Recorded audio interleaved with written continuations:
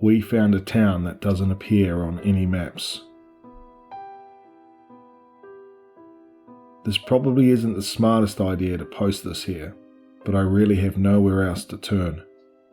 People need to know about this, even if it's the last thing I ever do. By the time you read this, I'll probably be dead, or vanished mysteriously like everyone else who has been unfortunate enough to stumble down this rabbit hole. That's exactly how it began too, a rabbit hole on the internet that kept leading me deeper and deeper, like the countless others I've seen before. Cicada 3301, The Finders, LHOHQ, Missing 411, Aratus 11B-X-1371, Markovian Parallax Denigrates, Numbers Stations, the Wyoming Incident, and all the others. You've probably seen them too, or at least heard of them. If you're anything like me, and because you're here I'm guessing you are, you follow these mysteries when they crop up.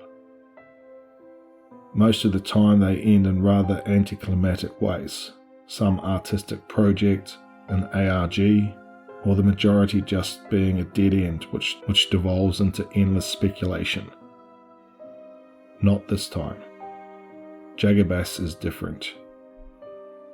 Me and my friends have spent years following these sorts of things, along with various endeavours in urban exploration and abandoned locations. We've had some odd encounters and weird things happen to us, but nothing that could be considered concrete proof of something haunted or supernatural. A buddy of mine, Roko, works as a petroleum scout. Basically, he flies all over the country trying to find promising future drill sites. Recently, he was out in a remote town known as Thompson in northern Manitoba, looking for new potential locations when he found something odd. He explained that he had been going over public ordnance records around the city and found something odd. I'll probably butcher this explanation, so if anyone knows better, feel free to correct me. From what I understood, he had the blueprints of buildings, pipelines, and underground wires. They, of course, have certain mandates that must be followed that prevent them from drilling too near existing structures. He explained that he was comparing these blueprints when he noticed a section that didn't match up with satellite imaging. He then said a bunch of scientific shit which I didn't understand, which basically meant that the blueprints indicated that this particular area was supposed to be nothing but forest, but the satellite imaging contradicted that. He said it looked as though someone had intentionally doctored both the images and blueprints, but wasn't able to make them both accurately match. He spent some time researching the history of the area, but he couldn't find much of anything online or in historical records. He gave me the coordinates of the area too, but like him, I couldn't find much of anything. I'll be honest, I didn't really think there was much to it, but Roko seemed adamant that something about this was weird. He made sure to lecture me about the plethora of weird reports from the Canadian North, and although chilling, I failed to see how it related to his discovery.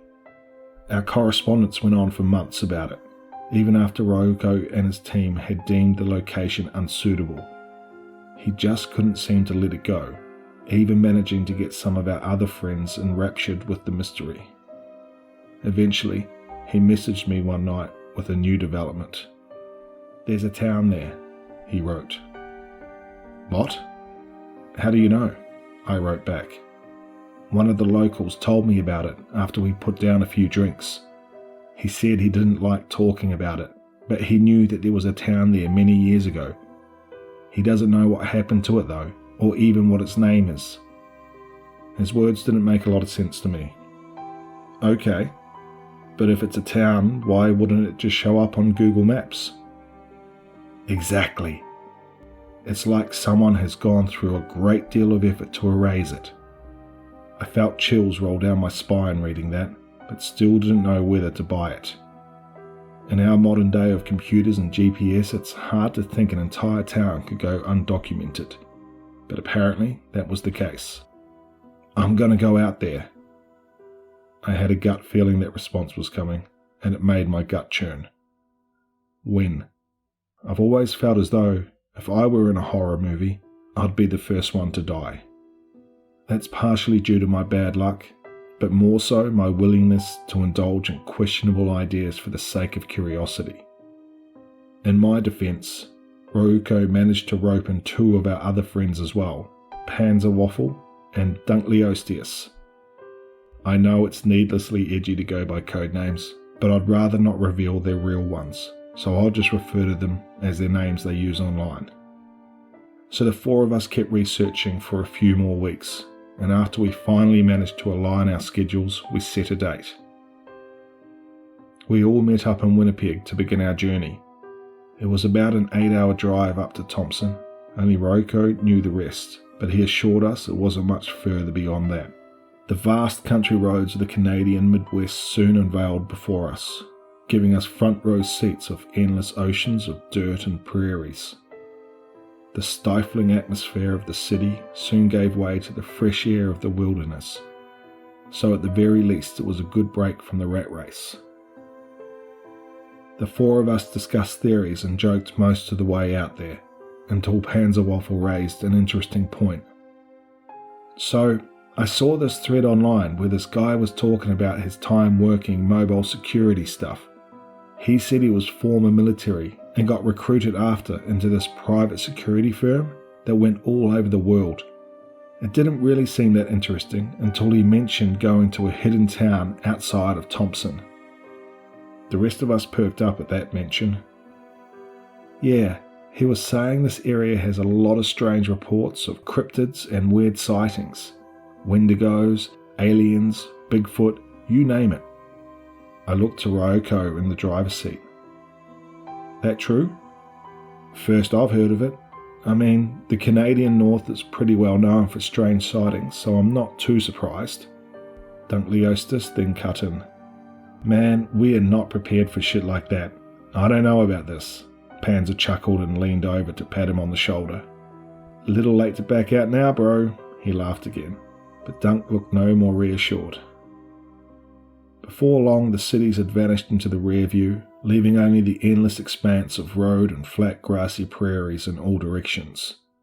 We made good time, thanks to Ryuko lead footing the Petal, and arrived in Thompson around 3 p.m.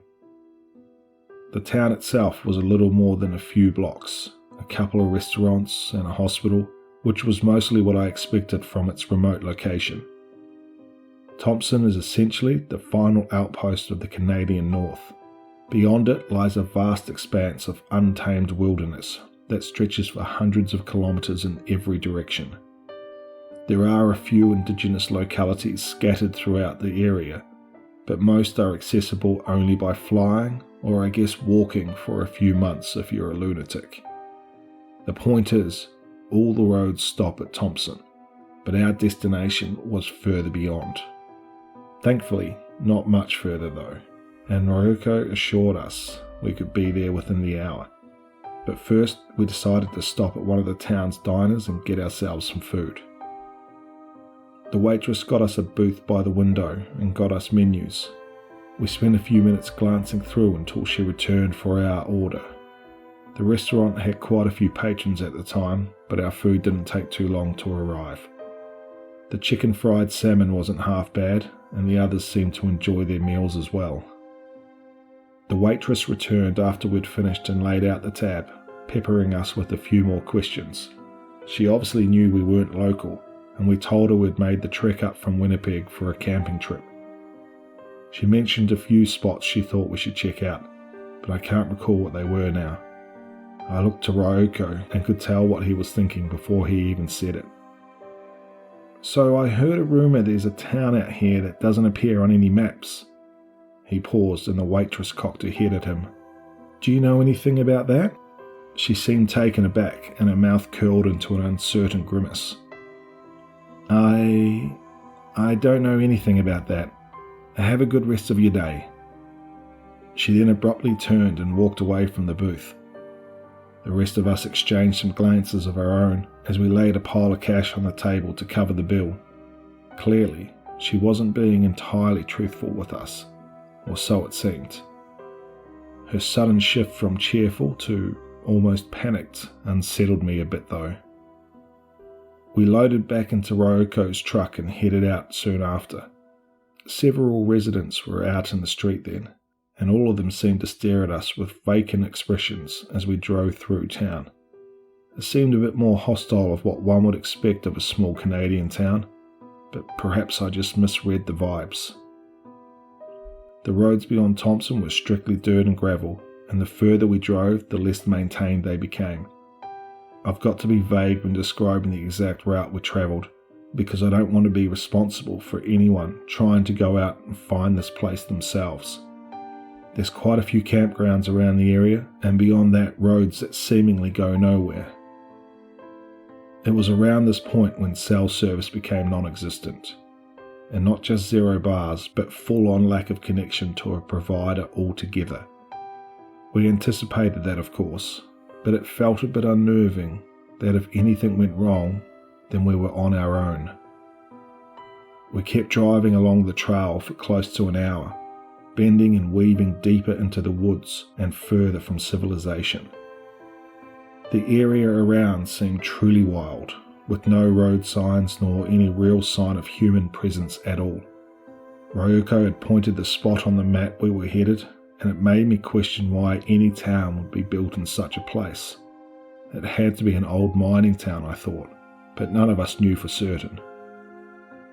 Eventually, the trail split into 3 different paths. After some debate, we took the path on the right, which was heavily degraded. We only made it about half a click before the road simply became too narrow. We got out and had a quick look around, but it was clear there wasn't much there. After taking a good 20 minutes to help back the truck out, we finally returned to the split in the path.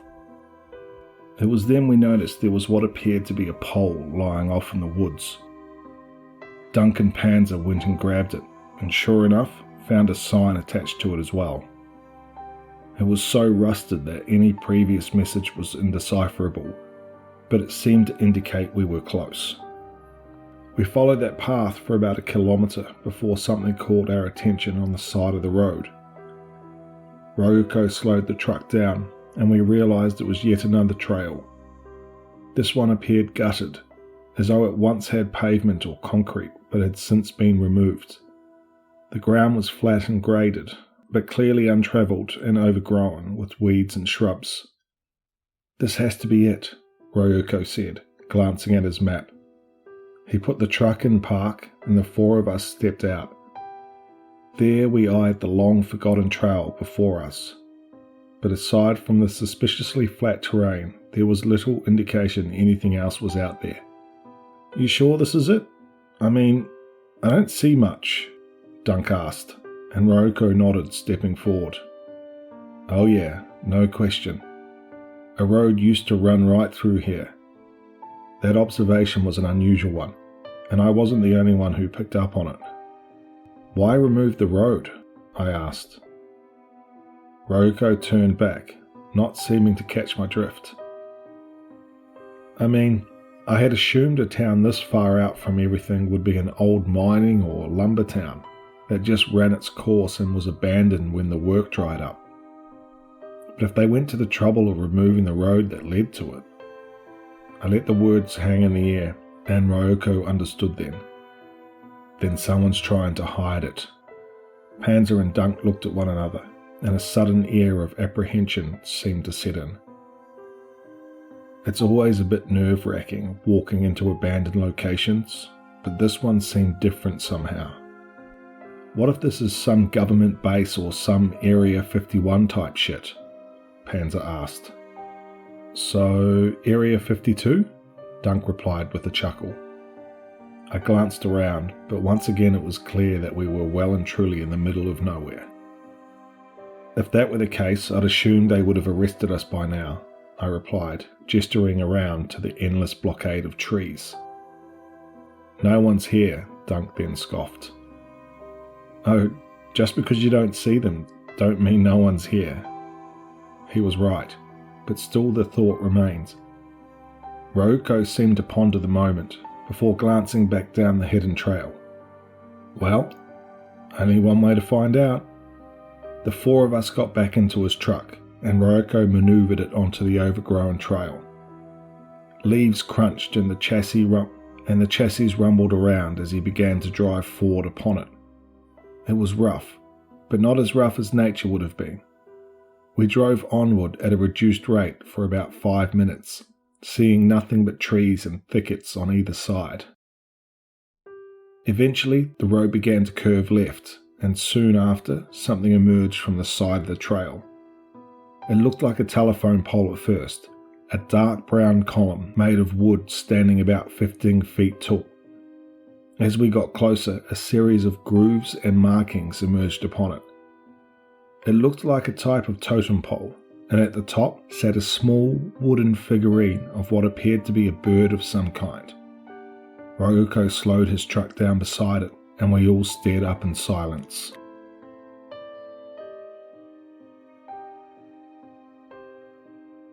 Looks like they didn't remove everything. Ryoko broke the silence, glancing at me in the front passenger seat. Is that an owl on top? Panzer asked. Yeah, looks like it, Ryoko replied. Man, what was that movie from a few years ago in Alaska? You know, the one where they think they're seeing owls, but it's actually aliens? Dunk asked. Ah, The Fourth Kind, Panzer replied. Almost in unison, we all seemed to eye the owl at the pinnacle once again. Sure hope that has nothing to do with our situation, Panzer concluded. We remained there for another minute or so, until Ryoko simply put the truck into drive and continued moving forward. Around the next bend in the woods was all it took to find it. A row of buildings emerged in the distance, dark, neglected and empty. Ryoko's truck crept slowly onward, allowing more and more of the desolate place to come into view. The walls were wrapped with vines, and the streets cracked with weeds and saplings. It almost looked like a scene straight out of an apocalyptic movie, and the derelict streets had clearly stood vacant for a few decades at least.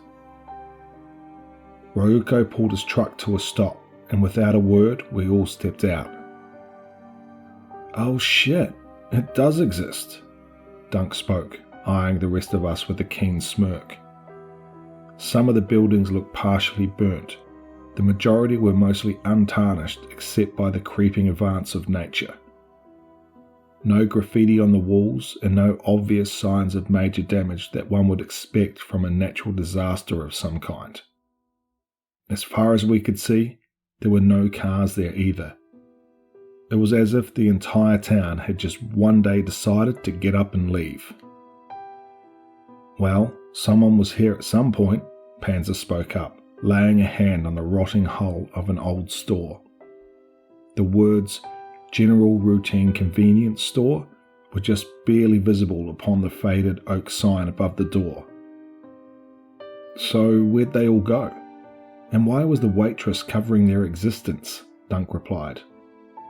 I'll admit I got the same vibe, but I wasn't ready to throw her under the bus yet. If anything, she just seemed afraid to even discuss the topic. Don't know, man, but I do know this don't look like no Area 52 to me. Panzer and Dunk shared a laugh. Ryoko, meanwhile, had ventured further away to the intersection and paused to glance at something laying in the street. He turned back and met my stare, giving a nod of his head for me to join him. I did just that, and once at his side I found what held his interest. Lying on the ground was what appeared to be an old placard, heavily worn but with the words still mostly discernible. Jagabas Town Centre. Jagabas? That's the name of this town, I suppose, I spoke. Ryoko nodded, averting his gaze ahead. Sound familiar? I asked, but Ryoko just shook his head. Down the block about 200 metres was a much larger building than the others.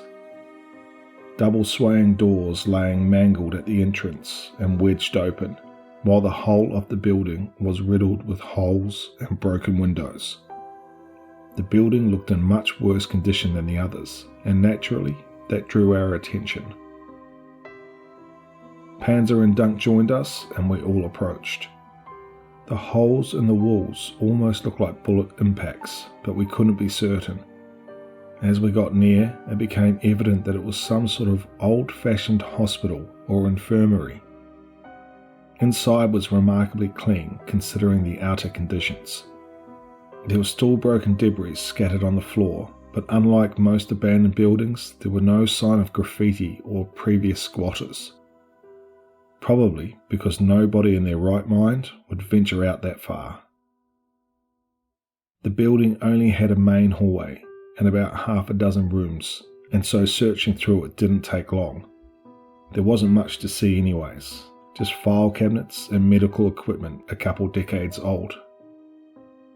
What was interesting was the stash of medications still in the cabinet, many of which were dated back to the early 90s. Things were becoming a bit more unnerving then, as it was evident that whatever happened there had happened quickly, and its residents had very little time to pack up. That is, if they even made it out at all. "Hey guys, look at this," Ryoko called out from down the hallway.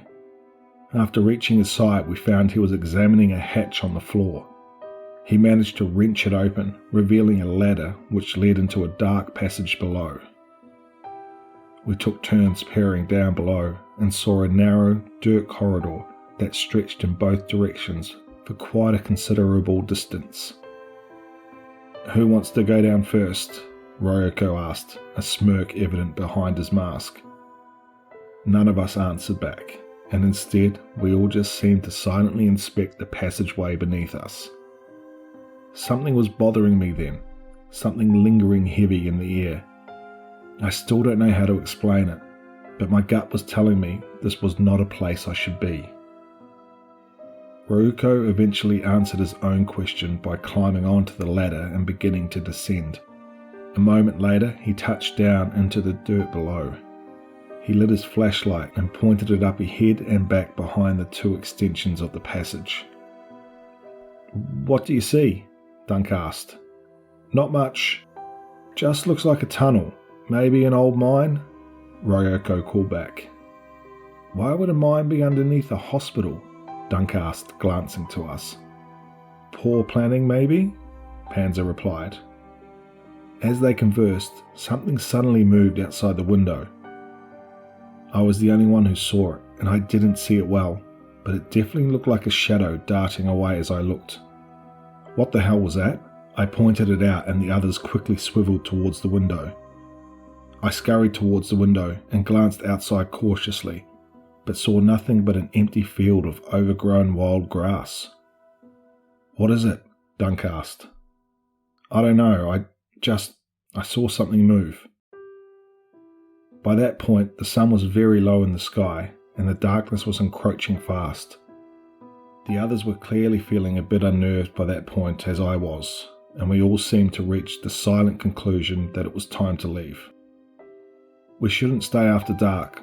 We can come back tomorrow," Dunk stated as he headed towards the front door. Panzer then returned to the hatch and yelled down into it, "Hey, Ryoko, it's time to go." He waited a few seconds, but there was no response. "Ryoko, you hear me?" he called again, but once more there was no reply. Panzer then sighed and knelt to the hatch. "Hey man, we gotta go. Can you hear me?" He waited a moment, but heard nothing. Panzer then waved us over and climbed into the hatch. Begrudgingly, I followed, knowing I couldn't let him go alone. Dunk and I soon followed him down the ladder, finding ourselves in some underground tunnel a moment later. Panzer shined his flashlight forward and behind us, but we saw nothing but an empty passage. "Where the hell did he go?" Panzer asked. "Shh! Keep your voice down," Dunk shushed back, kneeling in the dirt and pointing out the footprints. "He went this way." The three of us moved onward until reaching a bend in the tunnel. Around it, we saw the passage mushroom outward into a substantially larger room. Several large columns stood floor to ceiling, decorated in an entirely unexpected Greek-Roman sort of architecture. I'm no expert in that stuff, but the columns looked like they'd have been more at home in the Pantheon rather than some buried tunnel in North Canada. The floor too appeared to be scuffled marble, which I can't imagine would be cheap or easy to install. At the far end of the room, my heart sank as I spotted a person kneeling to the ground in the shadows. "Ryuko, is that you?" The person whipped their head around, confirming it was him. He put a shushing finger to the mouth on his mask and gestured us over. "What's wrong?" I asked. Ryuko silently pointed down the passage in front of us. My heart skipped a beat as I stared into the fathomless dark tunnel before us, but of course I saw nothing. Behind us, Panzer and Dunk entered the middle of the chamber and glanced around, clearly as mystified as I was. They spread out around the room to inspect the area as Ryuko and I continued staring. I asked Ryuko about what he saw, and he just said he thought he saw someone, but didn't elaborate. "Hey guys, look at this," Dunk whispered. I turned to see him standing in front of a large mural on the wall. As I got close, I saw all sorts of squiggled lines and symbols engraved on the wall. The entire thing was probably 5 meters wide and 3 meters tall. The entire portrait spread out almost like a massive spider web, but I couldn't tell what I was looking at. "It's a map," Dunk declared. I didn't think it likely at first glance, but as I continued staring I realized he could be onto something. That theory had some bewildering implications, however. Dunk then lifted a hand and pointed at a spot in the lower left. "This is where we came in. These symbols must be entrances or exits." The spot he pointed at had a rectangular symbol with a line down the middle, and I spied dozens of them around the mural. I traced the route we had travelled to get there, and it did seem to match. We hadn't travelled far, but if that were actually a map, and it was in any way to scale, then the entire system would be absolutely colossal. The small area we'd traversed barely even registered when compared with the whole thing, and its entirety must have comprised dozens upon dozens of kilometres worth of tunnels. Who would build something like that? And how or why was it done? There was quite a variety of other symbols on there as well, but with no map index we had little context as to what they represented. Towards the upper centre of the map was a large open space with a unique symbol within it. It was almost as if all the other pathways were leading towards it, which of course made an interesting sight. Unfortunately, it was probably several kilometres worth of tunnels to get there. "What the hell is this place?" Panzer asked, but I think it was more rhetorical than anything. There was this odd scent lingering in the air, but I couldn't place it. This wasn't my first venture in urban exploration, but this time felt different. Something about the place was deeply unsettling, and although I tried just writing it off as my nerves, the feeling wouldn't dissipate.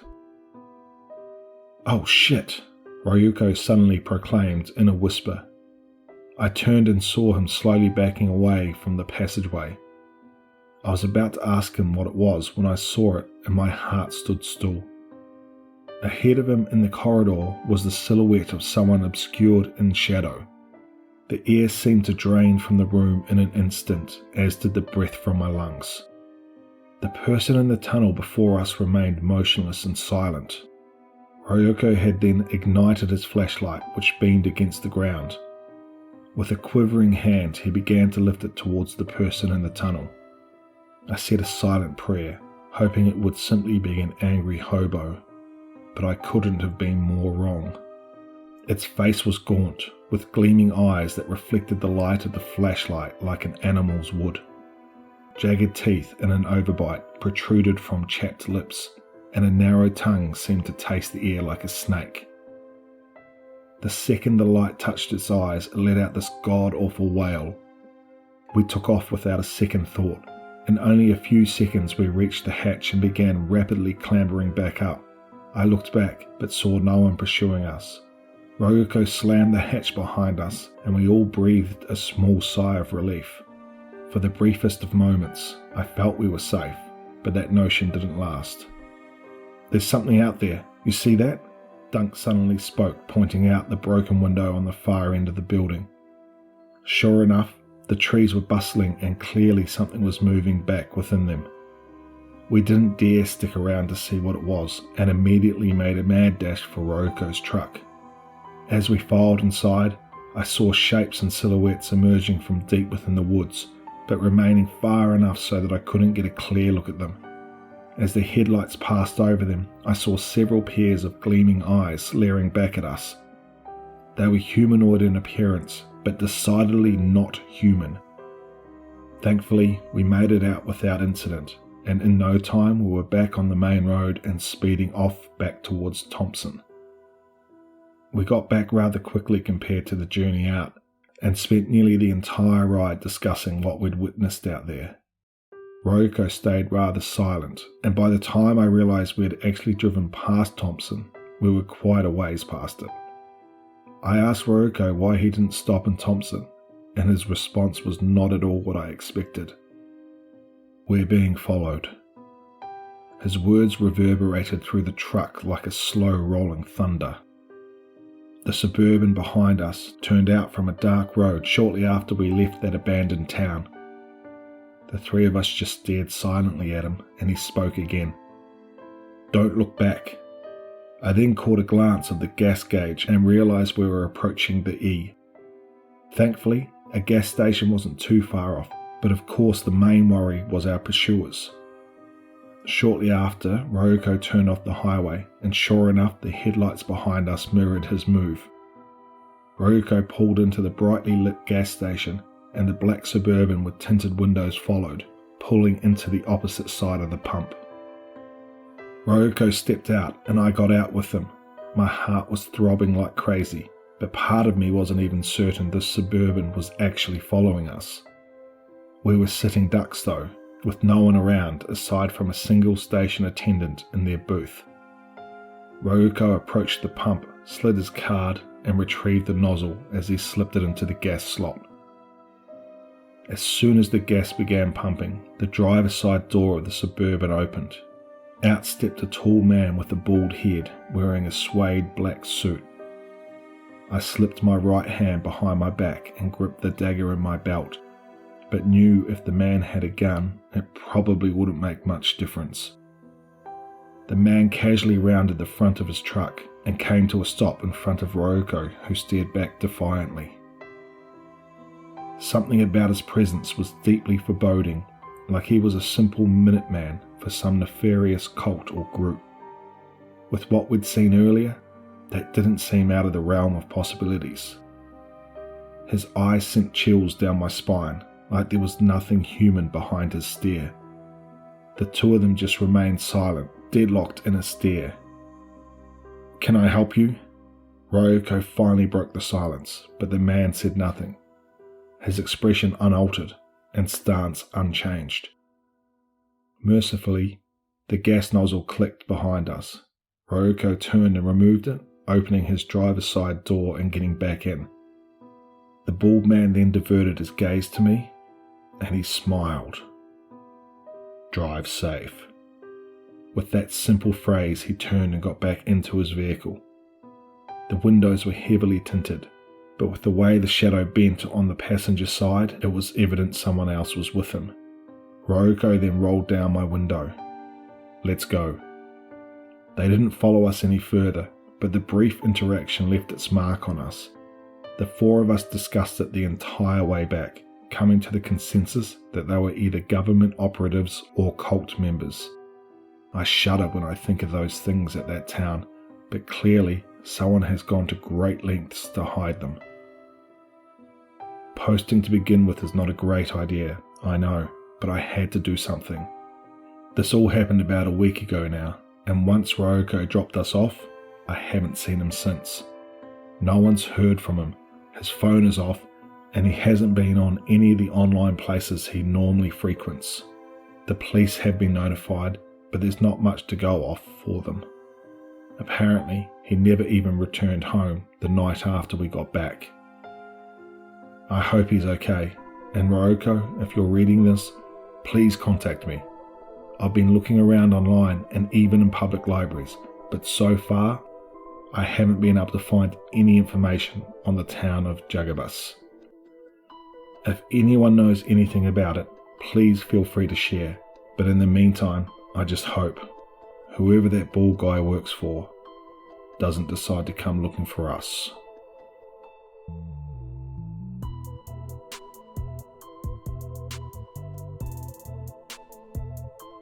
I just want to thank zachariusfrost for allowing me to narrate the story.